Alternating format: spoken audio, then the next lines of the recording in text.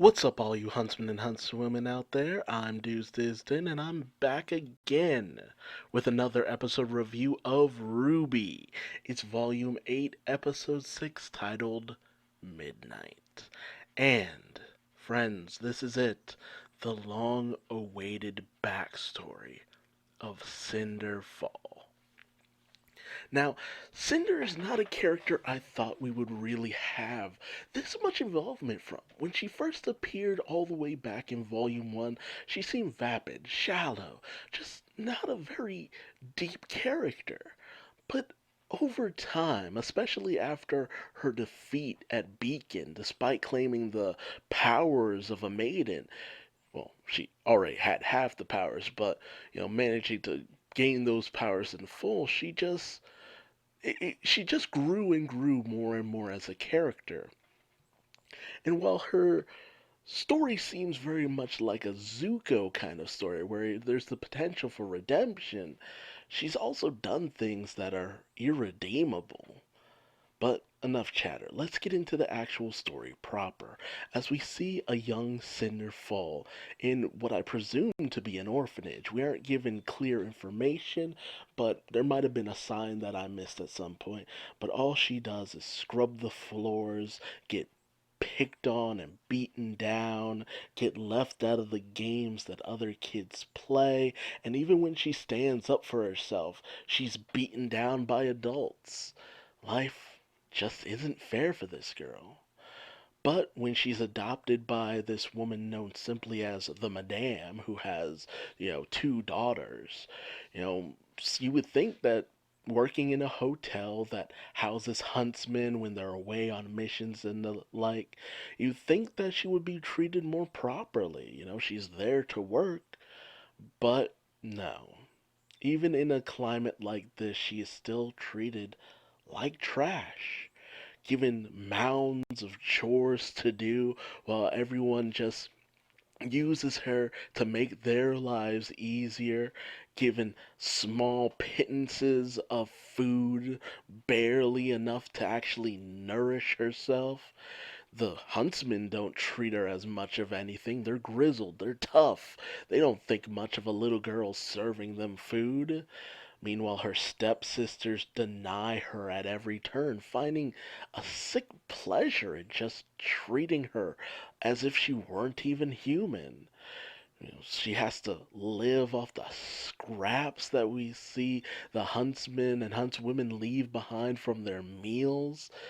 Ugh, just to be that hungry, to be that desperate, but if you've never been in that situation, you wouldn't understand what you would do just for a small scrap of food.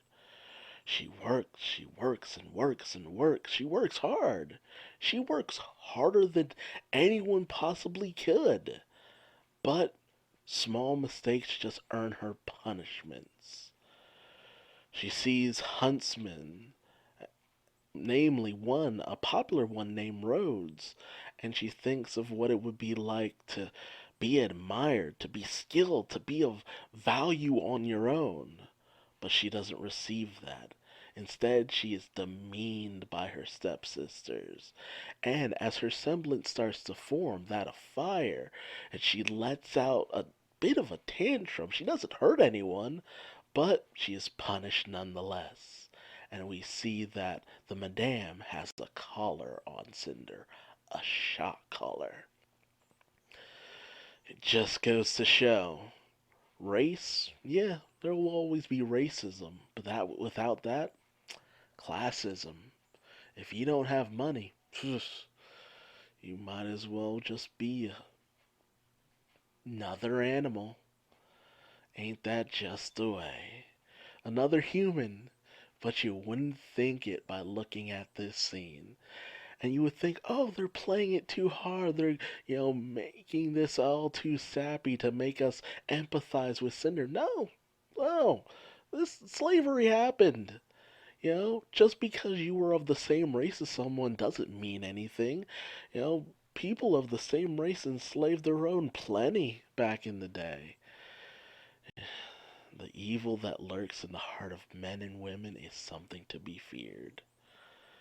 And we even get to hear the line we've heard Cinder say on repeat to Salem when she fails, that without her, without the Madam, she is nothing. Cinder didn't become what she is today. She was made into it. Hell, she even steals the sword of one huntsman, and she ends up being confronted by Rhodes, who had been watching everything going on with her, and he knew what Cinder was up to. He tells her that doing what she plans to do with that sword would simply just cause her to live a life on the run, never knowing peace. So he offers to train her so that since she's 10 right now, in 7 years, when she's of age, she can take the huntsman exam and she could be like him with all the freedom she could possibly wish for. She just has to be patient. That's all she has to do. Just be patient and you'll be free. And so she's patient. Rhodes comes and goes. Cinder continues to serve. She trains when he comes back from his missions and just being away in general. And over time, he even bestows upon her a weapon. It's almost time. She's almost there. Just another few years, and she'll finally be free. If only it could have been that simple. Of course her stepsisters went snooping around in her stuff and alert the Madame of the weapon that Cinder has. And as Rhodes returns from yet another mission, he finds a gruesome scene. The stepsisters slain, lifeless on the ground, and as the Madame desperately struggles to shock the fuck out of Cinder, Cinder breaks her neck easily. Simple as that. Hell, she was trained to do the least. Because without the Madame, she might have been nothing. But because of her, she is now everything that she is. A murderer. And she turns to Rhodes with a look of pity and sympathy. Like she didn't want to do this, but she had no choice. But she feels that she's free now. She's finally free. But as Rhodes readies his weapons, she lets her know that no, all she will do now is run. She will never truly be free. But at this point, Cinder's come too far to be just locked away in some prison, and she fights Rhodes, managing to get the better of his semblance, a ability that allows him to either harden or cause this liquid metal to cover his sin, much like the X-Men Colossus. But because of Cinder's, heat ability, she's able to subdue him for the most part, even managing to break through his barrier.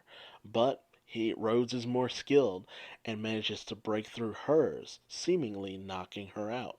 And as Rhodes lets his guard down to check on her, to make sure she's okay because he still cares, Cinder does him in. But Rhodes isn't mad. He isn't angry. He doesn't swear vengeance or curse her name. No, he gives her a simple pat on the head and one last look of sympathy. If only things could have been different. If only things could have been better. You would think that maybe he could have taken her away from here when he first saw what was going on. But he could have easily been seen as a kidnapper. The Madame had legally adopted Cinder. Maybe he could have done something about the abuse, but that wasn't his role. That wasn't his job. Maybe he was complicit in all this. Maybe he could have steered her away from all of this, but it's too late. Rhodes dies, and Cinder is finally free. Free to be herself. Never to be bound to anyone again. So how the hell did we end up here, Cinder? with you back on that ship. Oh, it was Emerald who brought you here, but oh, you want to blame Emerald, but no, no, no. And even Mercury comes storming in, talking about Cinder's failure as well as the fact that she went against the wishes of their queen. And while Cinder tries to snap back at Mercury, Mercury lets it be known that he no longer serves under Cinder. No, he directly serves under the big boss now. And even goes as far as to tell Emerald that she is backing the wrong play on this one. Following Cinder will only get her killed. Meanwhile, we cut over to Oscar, who's having a heart-to-heart with Ozpin, who's trying desperately to get Oscar to switch out with him, take some of the pain, take some of the beat down, but Oscar's just like, nah, it would just make it worse. But Oscar has a plan.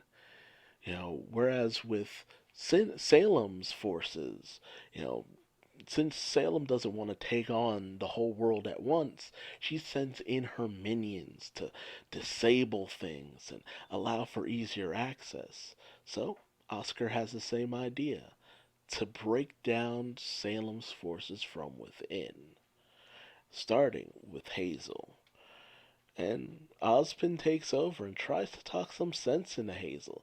Say, why would you join with her? Was it really right? Really this? Of all things, this? But Hazel knows that Salem can't be killed. She can't be defeated. But Ozpin sends children to their death, knowing that Salem can't be defeated. And that's what he takes issue with. The lies, the deception, the manipulation. But this heart-to-heart is interrupted as Salem arrives, inviting Ozpin to watch a show. So as her minions kneel before her, she lets everyone know that Tyrion has been in touch with Watts, because he gained all those parts last episode, and lets it be known that Penny has been disabled and is somewhere out in the tundra.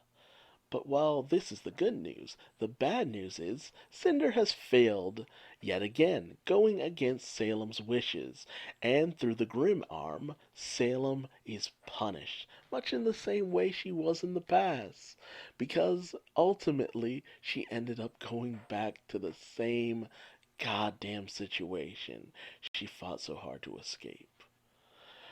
And ultimately, Salem still extends a hand to Cinder, knowing the nature of Cinder. She's just like, why did I try to even try to hold you back? With everything you've been to, of course you would fight tooth and nail for what you want.